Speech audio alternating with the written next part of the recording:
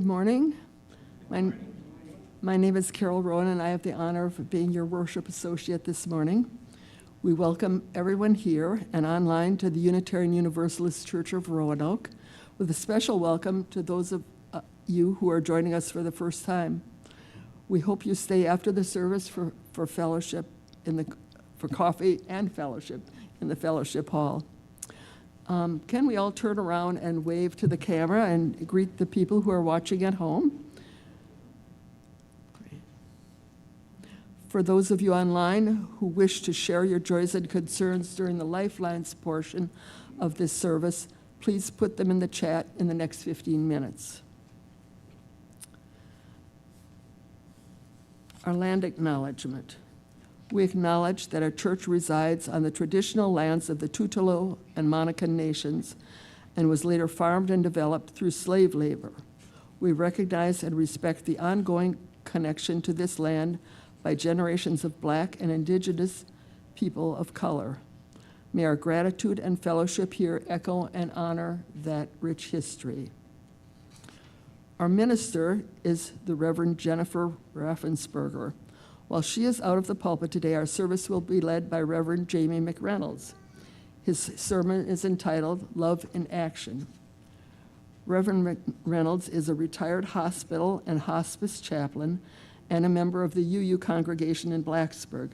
He graduated from Star King School for the Ministry in 2009 and was ordained by the UU congregation in Santa Rosa, California in 2012. His spouse is Reverend Pam Phillips, minister of the UU congregation in Blacksburg. Now, please join me in reciting our words of welcome. Whoever you are, whomever you love, however you express your identity, whatever your situation in life, whatever your experience of the holy, as you come seeking love, your presence here is a gift.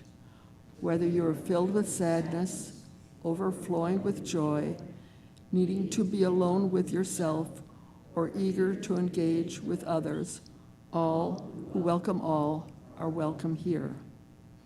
And our covenant? We commit to supporting each other with respect and direct communication as we work in community to explore spiritual growth and to be a force for good in the world. Good morning, everybody. Because Sarah has a lot to do right now at this moment. There's a lot going on back there. Our opening song is a meditation, which we sung last week as the closing music, There Is a Love. And we're going to sing the first verse for you. The words will be on the screen. And then you can join us in the first verse. And there's a second verse.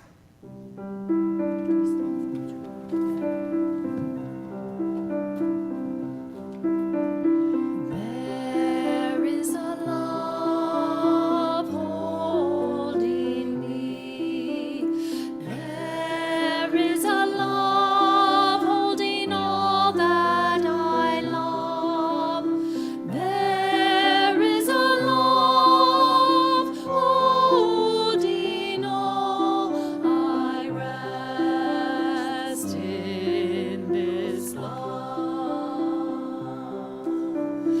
There is a love holding me.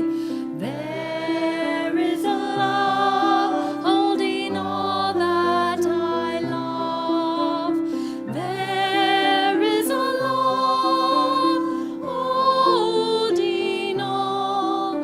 I rest in this love. There is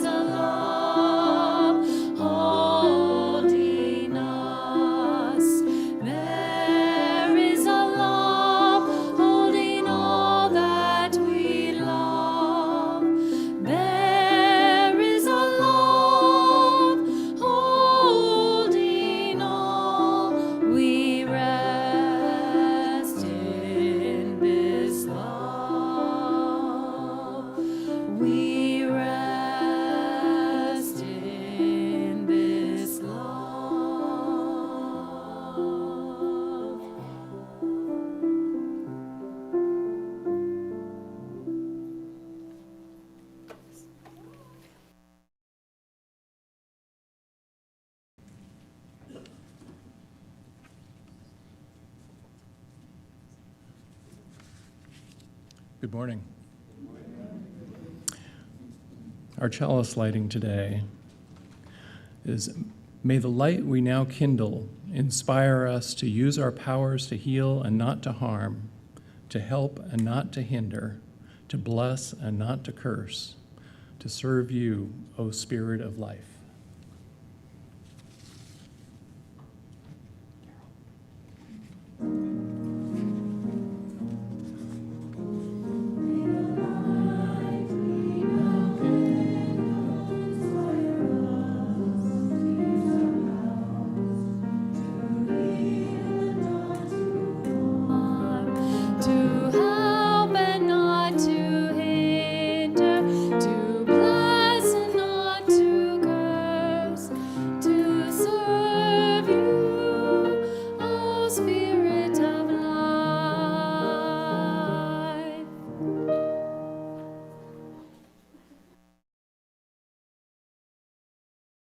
Words. These are from Mother Teresa. Love cannot remain by itself. It has no meaning.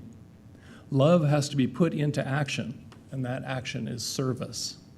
Whatever form we are, able or disabled, rich or poor, it is not how much we do, but how much love we put into the doing, a lifelong sharing of love with others.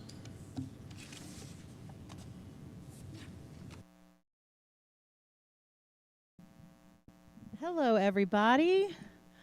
My name is Jessie McEwen. I use they, them pronouns, and I would like to invite up all young folks, those who are young at heart, or just anybody who wants to be really close to me this morning. Y'all can come up. We have room here. We have a seat there. And I've got a story for you. Here in these Appalachian Mountains, especially these Blue Ridge part of the Appalachian Mountains, we have something called jacktails. Now, jacktails are sometimes a warning of what not to do, because sometimes Jack does things that we're not supposed to do. Sometimes Jack gives us advice. And this morning, the great thing about jacktails is you can make up a jacktail about anything. So this morning, I have a jacktail for you. Jack, one morning, now we always start Jack Tales with saying that he was born a little bit silly and a little bit lazy. Now, I want you to make up your own mind about Jack. Because one morning he woke up and the sun was shining bright in his window, that big yellow sun. And he got to thinking, he knows a couple folks who never get to see the sunshine. They're working all day in dark places, and they come out and it's dark at night. And it's not very fair for them, is it, if they never get to see the sunshine? There's some people who don't have a patch to grow food, and even if they do get sunshine, they don't have food. So Jack put on his purple hat, and he transformed himself because he was going to go out into the world. And since everybody thought he was a little bit lazy and he was a little bit silly, he said, I'll put on my purple hat, and they won't see my hair, and they won't know who I am. So Jack transformed himself and went on an adventure. He started walking down the mountain, and he soon came across a bunch of people wearing bright red shirts. Now, these people in bright red shirts said, well, hello there, stranger, because he had on his purple hat and people didn't know who he was. And they said, what are you doing here? He said, well, I'm looking for a way to find a place that everybody can get some sunshine and grow their food or just get a little sun in their eyes. Y'all like to play in the sunshine? Do you like to play in the sunshine? Yeah. How about you? You like to play in the sunshine? Yeah. So he said, people in the red shirts, because he didn't know their names. He said, what I'm going to do is I'm going to find a way for everybody to get some sunshine. And say, that's pretty fair. You know what? You should join us because we're finding ways that everybody can get other things. So they all started marching down the mountain.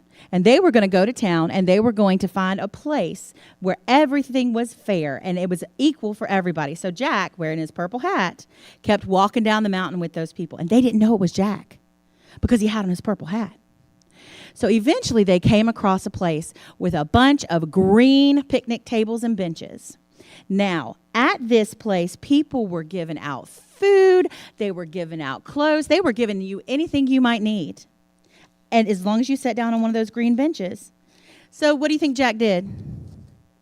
He sat down on one of those green benches and he said, I'm real thirsty and I'm a little bit hungry. And he waited until people came around. And you know what? He found out about all kinds of people on those benches. Not everybody thought like Jack thought.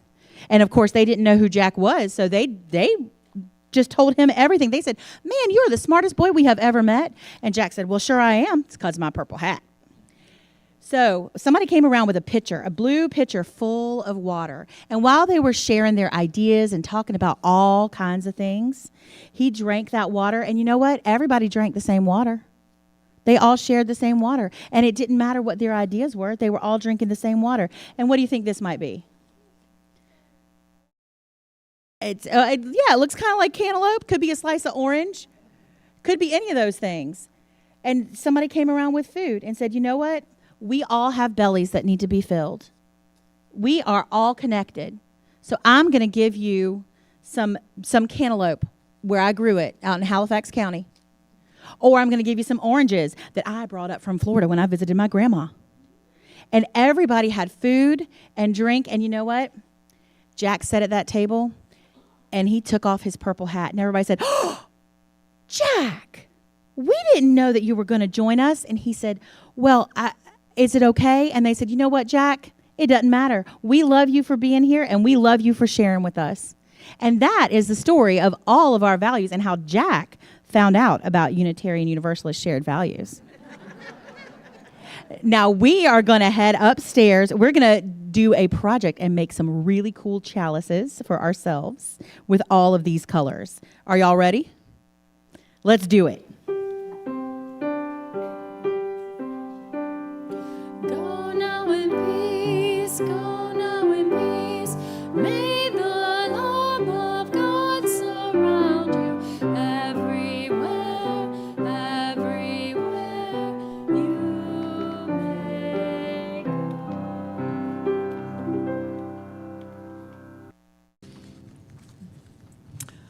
Our reading today is from Reverend Dr. Martin Luther King, Jr. His 17-minute speech was delivered at the Lincoln Memorial in Washington in 1963. King's words inspired not only the visitors there, but also everywhere in the world and in later times. He delivered the speech on the occasion of the March in Washington, which had arrived in the city that day, before an audience of more than 250,000 people. Now, I have to tell you, whenever I read or hear Dr. King's words, I hear his voice saying them. So today I'm humbled to be reading his words, and I'll do my best to channel my inner Martin Luther King and the meaning behind his words. I have a dream that one day this nation will rise up and live out the true meaning of its creed. We hold these truths to be self-evident, that all men are created equal. I have a dream that one day on the red hills of Georgia, the sons of former slaves and the sons of former slave owners will be able to sit down together at a table of brotherhood. I have a dream that one day even the state of Mississippi, a state sweltering with the heat of injustice and sweltering with the heat of oppression, will be transformed into an oasis of freedom and justice. I have a dream that one day my 4 little children will live in a nation where they will not be judged by the color of their skin, but by the content of their character. I have a dream today. Reverend McReynolds?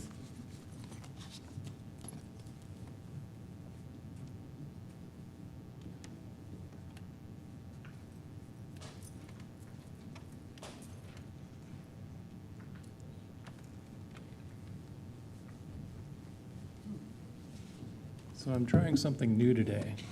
I've never preached from my laptop. So the screen went blank and I went, ah. But it's back, so that's a good thing.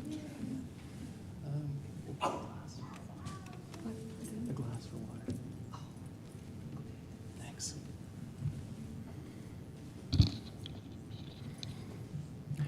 At our June 2024 General Assembly, delegates voted on a new statement of purposes and covenant, replacing our 7 principles and 6 sources, which some people weren't very happy about. But we got an 80% vote, and so now we're dealing with these values with love at the center. The principles and sources have been incorporated for the most part into sections on values and covenant inspirations, and statements of inclusion and freedom of belief. The opening paragraphs of the Values and Covenants section state, as Unitarian Universalists, we covenant congregation to congregation and through our association to support and assist one another in our ministries. We draw from our heritages of freedom, reason, hope, and courage, building on the foundation of love. Love is the power that holds us together and is at the center of our shared values. And you've seen that on the cover of your order of service today. And there's the picture that we use to show our shared values, as well as love at the center. So what exactly is the spiritual discipline of love, and how do we embody it? We talk about love a lot, and so I figured I would explore, that would be the question for today. In the English language, we have one word for love. The Greeks had 8 words for different types of love, and I'll talk about 3 of them a little later. If we're going to embody love at the center, I believe we're called to love others, to love ourselves, and the most difficult, to love our enemies. How do we love people who may never love us? In the Gospel of Matthew and the Christian scriptures, Jesus says, "As you know, you were once told, you shall love your neighbor and hate your enemy. But I tell you, love your enemies and pray for those who persecute you." Our value of equity says we declare that every person has the right to flourish with inherent dignity and worthiness. Every person. Jesus also says, you shall love your neighbor as yourself. Yet some people don't love themselves. So that's not a good way necessarily to love your neighbor. Part of the spiritual discipline of love is learning to love yourself, or self-compassion. The Sufi poet Rumi tells us, your task is not to seek for love, but merely to seek and find all the barriers within yourself that you've built against it. One barrier can be our prejudice against people with opposing views. Science writer Matthew Hudson explained in an article in Politico a few years ago why liberals aren't as tolerant as they think. In his article, Hudson reviewed the research that examined who is more prejudiced, conservatives or liberals, the religious or non-religious. He defines prejudice as having a preconceived opinion about a person or group of people you consider to be hostile or unfavorable. Does that resonate at all? The findings of his research confirmed that conservatives, liberals, the religious and the non-religious are about equally prejudiced against people with opposing views. Liberals might like to think of themselves as more open-minded, yet we are no more tolerant of people with opposing views than our conservative counterparts.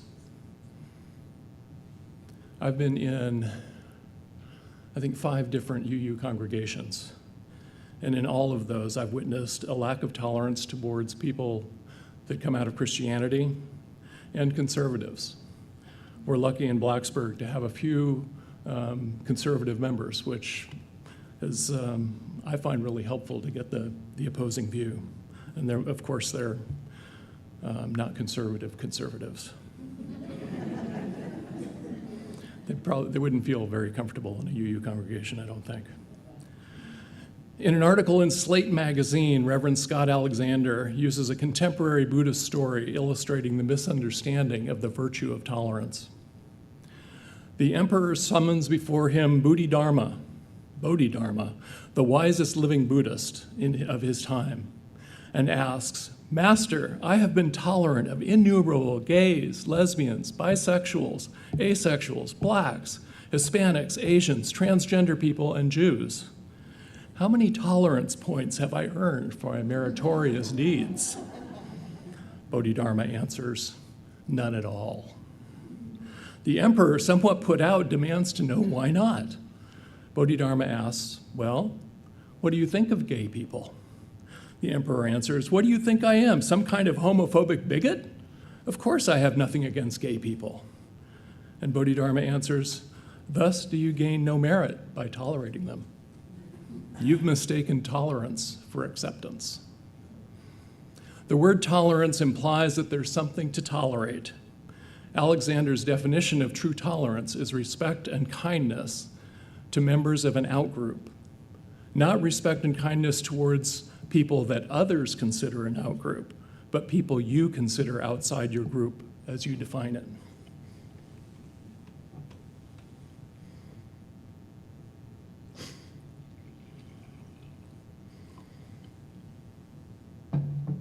I get a little nervous up here and my voice gets scratchy.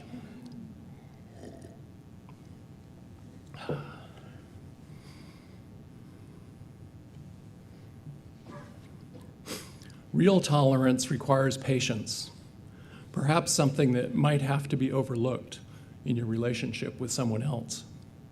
Can you offer kindness and dignity to the person who, to you, has the wrong color hat with a politician's name on it?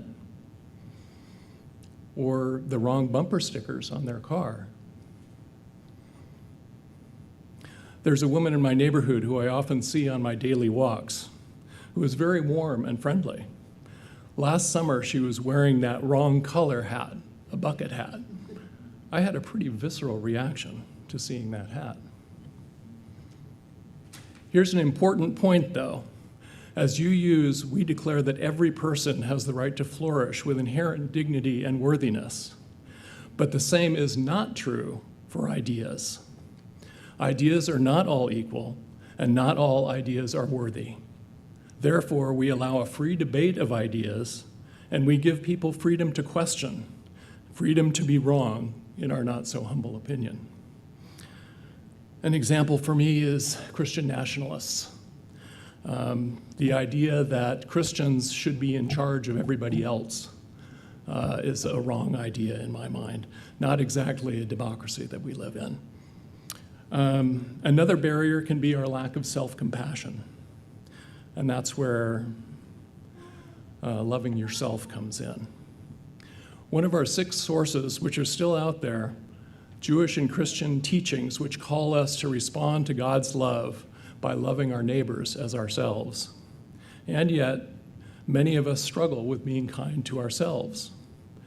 Self-compassion asks us to see ourselves as whole and worthy of love, without being influenced by the judgment of others, or almost more importantly, our inner critic, whether those judgments are positive or negative.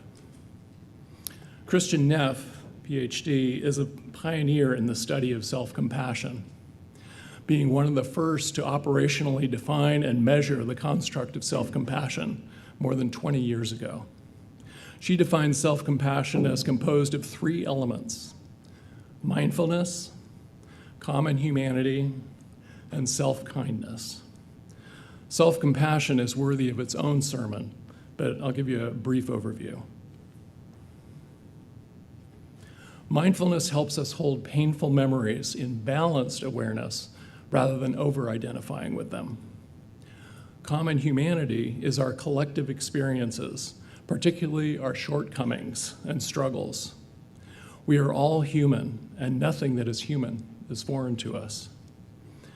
Self-kindness is being kind to yourself in the presence of hardship or failure, instead of being self-critical.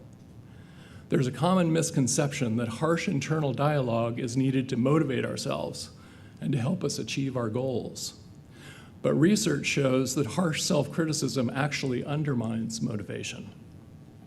We're frequently socialized to believe that self-compassion is soft and somehow weak, when actually it can be a potent tool for transformation and connectedness. So, one of our values up there.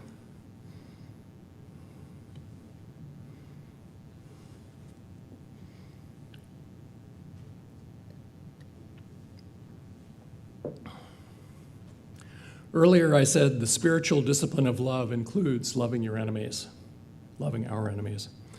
Reverend Dr. Martin Luther King preached a famous sermon, Love Your Enemies. King emphasizes that hate for hate only intensifies the existence of hate. and evil in the universe. The strong person is the person who can cut off the chain of hate, the chain of evil, and inject within the very structure of the universe that strong and powerful element of love. He talks about the meaning of love and how there were 3 words for love in the Greek language. Actually 8, but I think he chose to focus on 3. First, he describes eros, a romantic, passionate love that's often associated with an intimate partner. The word erotic comes from eros.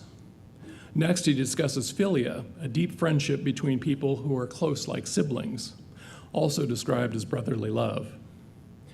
Finally, he talks about agape, which is more than romantic love, more than friendship.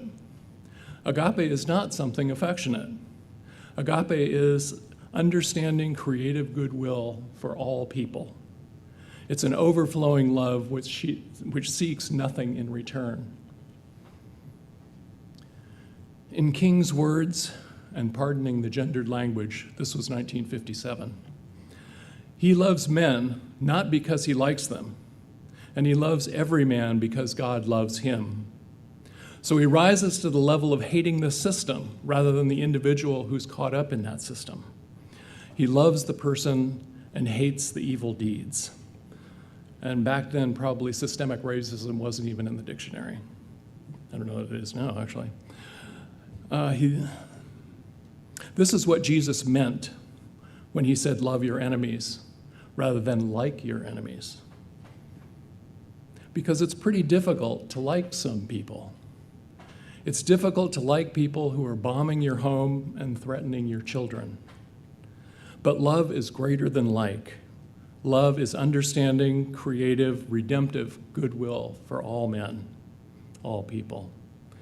And this is the way we'll get out of this dark night of oppression. So that was 1957, so 65 years ago, and we're still struggling. He's describing love expressed as justice, one of our key values.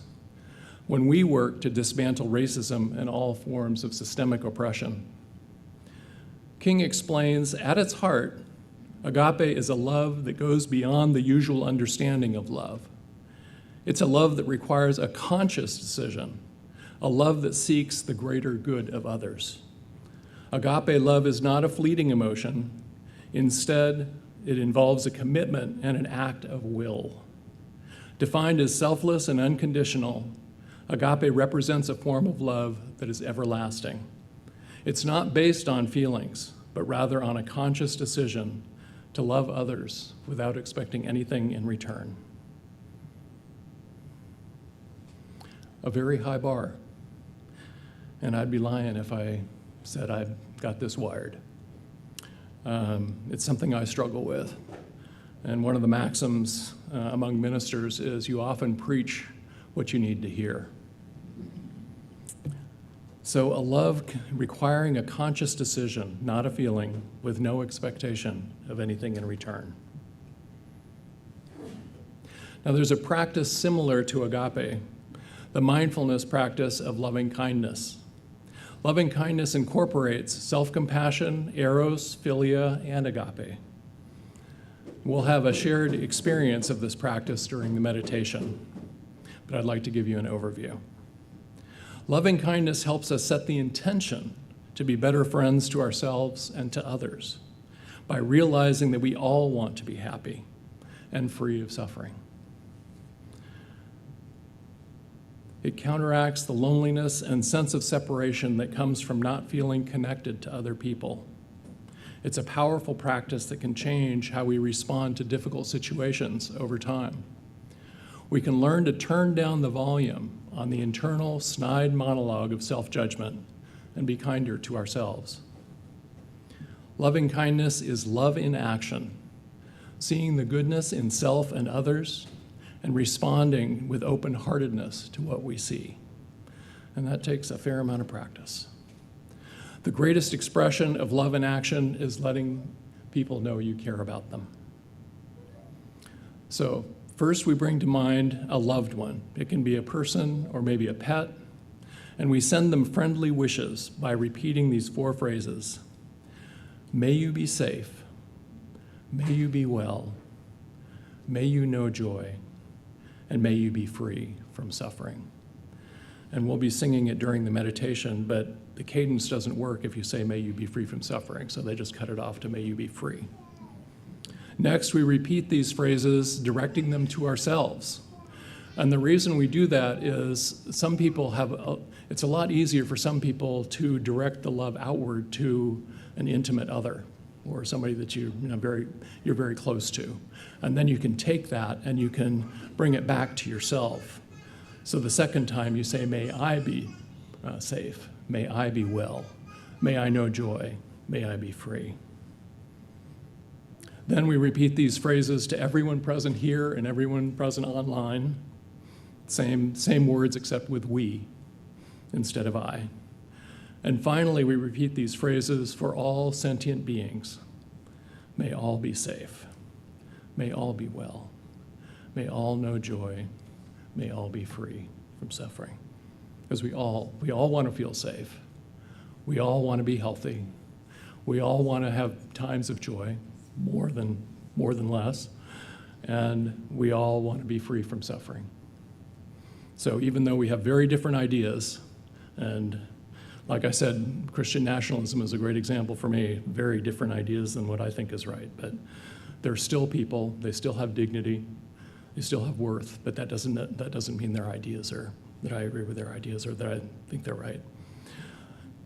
So, in closing, our UUA bylaws say, once again, that we are accountable to one another for doing the work of living our shared values through the spiritual discipline of love, loving ourselves, loving others, and loving our enemies. In the next 3 weeks and long afterwards, we'll have many opportunities to practice choosing love over fear. May it be so, and blessed be.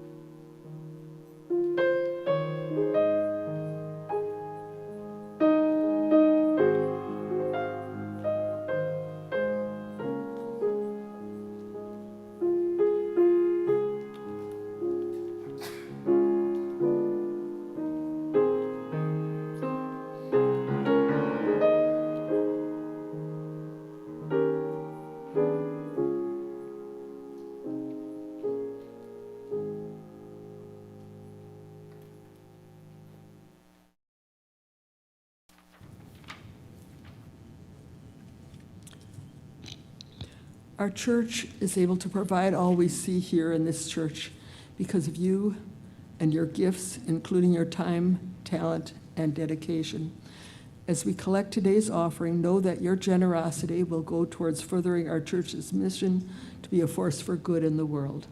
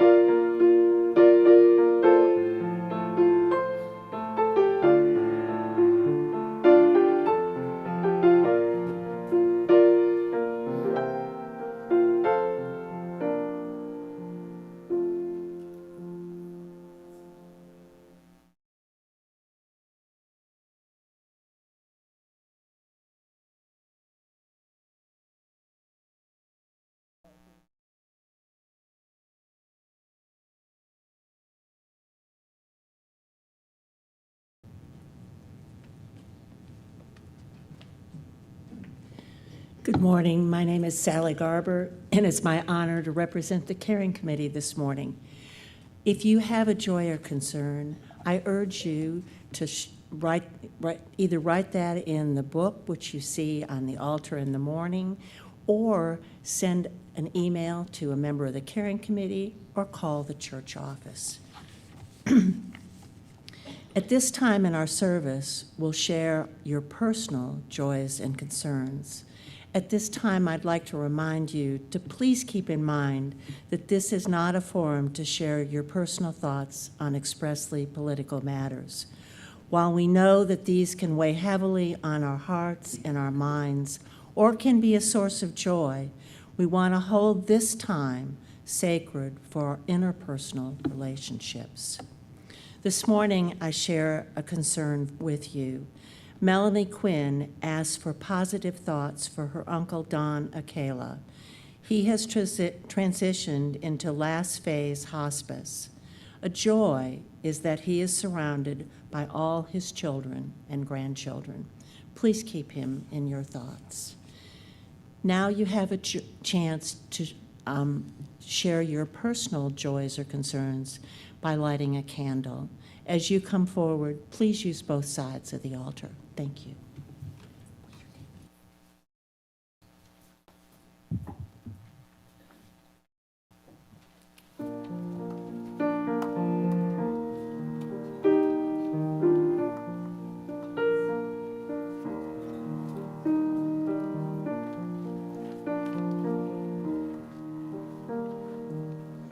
It's a thin line that leads us and keeps us all from shame. And dark clouds quickly gather along the way we came.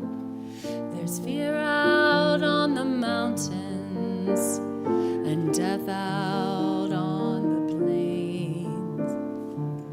There's heartbreak and heartache in the shadow of the flames. This love will carry, this love will carry me.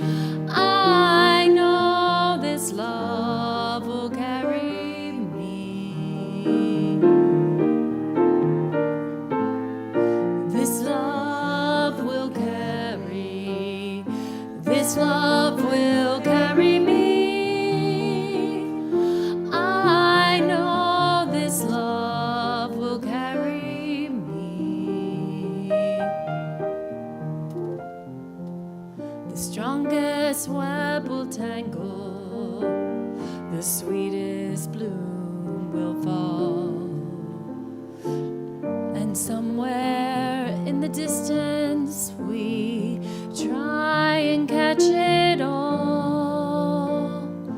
Success lasts for a moment and failure's always near. You look down at your blistered hands as turns another year. This love will carry, this love will carry me. I know this love will carry me. This love will carry, this love will carry me. I know this love will carry me. These days are golden, they must not waste away. Time is like that flower, and soon it will decay. And though by storms we're weakened, uncertainty is sure. And like the coming of the dawn, it's ours forevermore.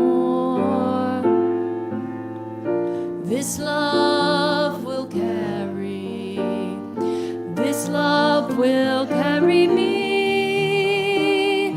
I know this love will carry me. This love will carry, this love will carry me. I know this love will carry me. May our prayers be heard and our hearts be restored.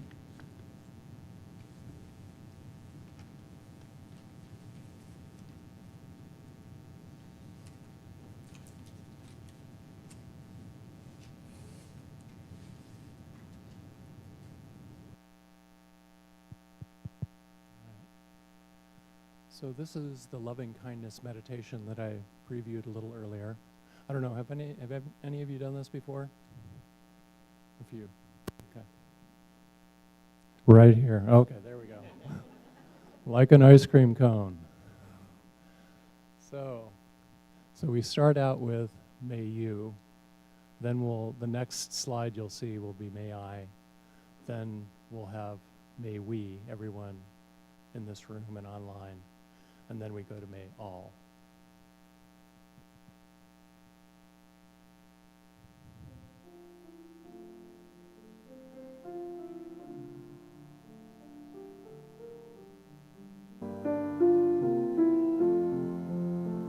May you be safe, may you be well, may you know joy, may you be free. May I be safe, may I be well, may I know joy, may I be free. May we be safe, may we be well, may we know joy, may we be free.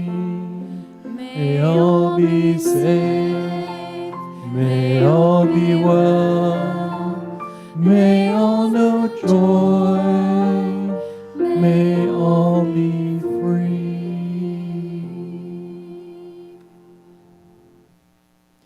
Now, Carrie asked me for an attribution for this. And actually, I first learned this at the First Unitarian Church of Oakland in California. And there was no attribution, but if you do loving kindness practice, you actually get to choose your own phrases. And something we didn't do today, one of the people you can choose is a difficult person and offer them loving kindness. And it softens your heart a little bit. And it makes it a little bit easier to deal with people that are, as Reverend Dr. Martin Luther King said, it's hard to love some people. And loving kindness, at least for me, I find helpful. Thank you.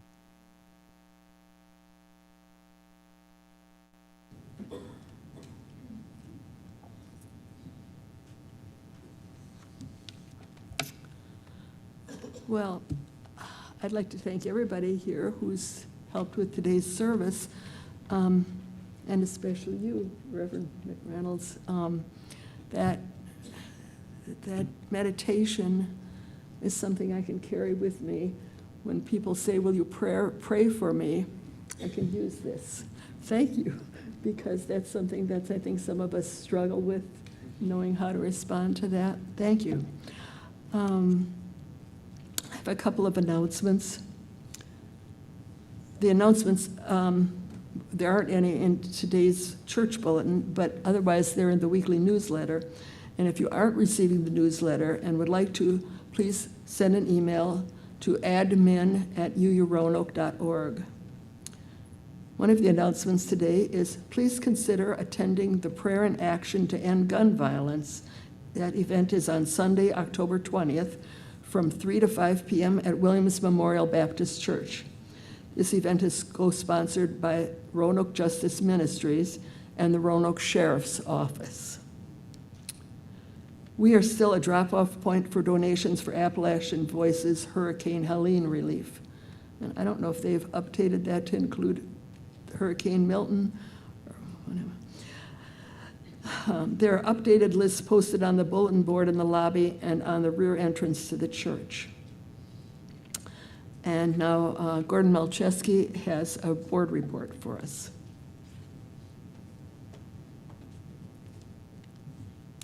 Thank you, Carol, and good morning, everyone.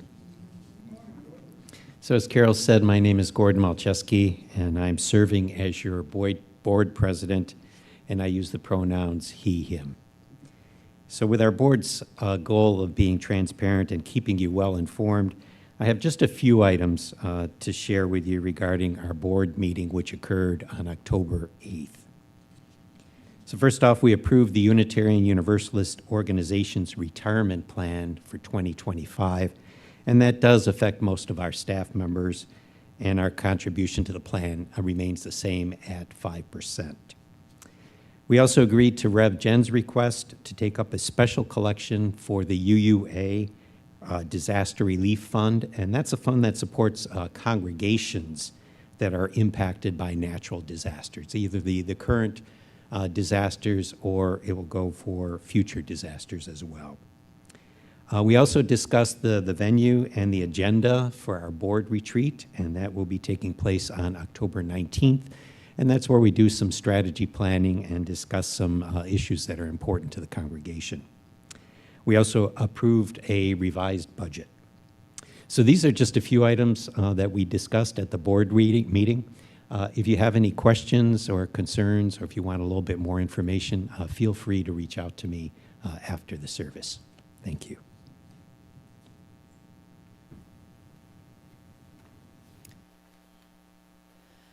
So our closing hymn, I know that it says number 95, but that's not what it's going to be. It's 131, Love Will Guide Us. The words are there, but you can also find it in your hymnal. So I'll say it again, 131, and the number's there too. And you got to hear There Is More Love somewhere earlier during the offertory. So let's just all stand and sing this lovely song.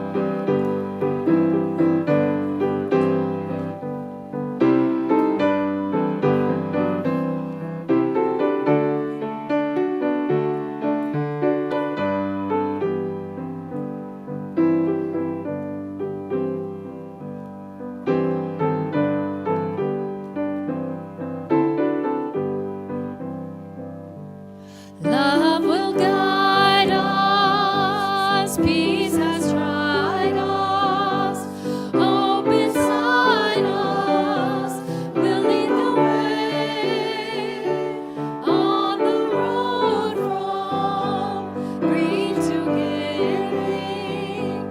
Love will guide us through the hard night. If you cannot sing like angels, if you cannot speak before thousands, you can give from deep within you. You can change the world with your love. Love will guide us, peace has tried us, hope inside us will lead the way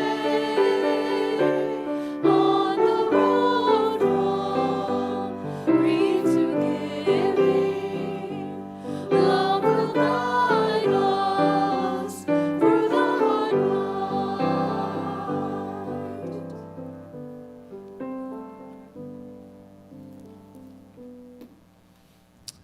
Our benediction for today is the words of John Wesley.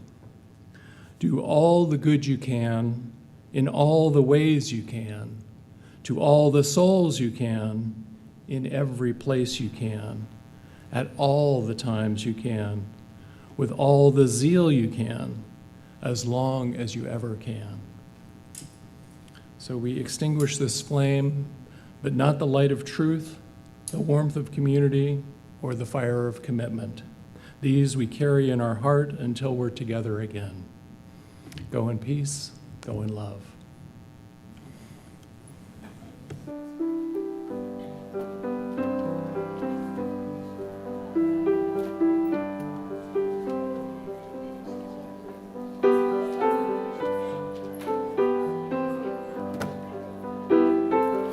Thanks, guys. Isn't it fun? It's so low-key, just sit right there.